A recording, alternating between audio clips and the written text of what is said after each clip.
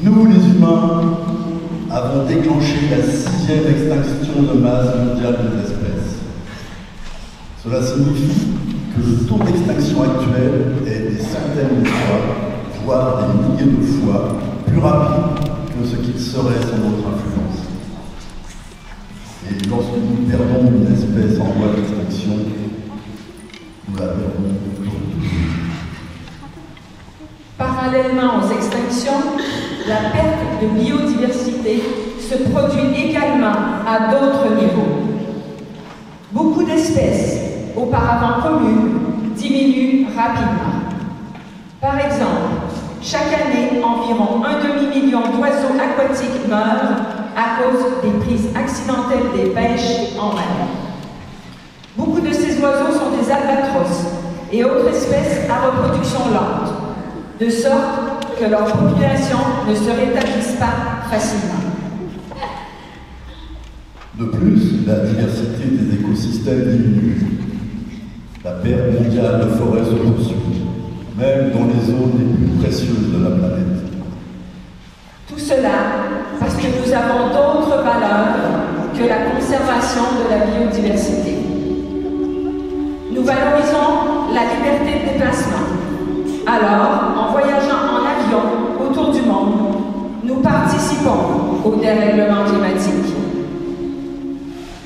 Nous apprécions la bonne chair, alors nous mangeons des crevettes, dont les élevages industriels détruisent les mangroves, l'un des écosystèmes les plus riches de la planète.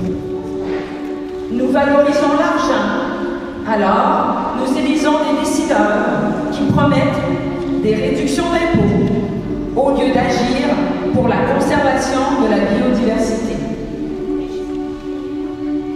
Notre mode de vie moderne s'est construit sur la perte de biodiversité.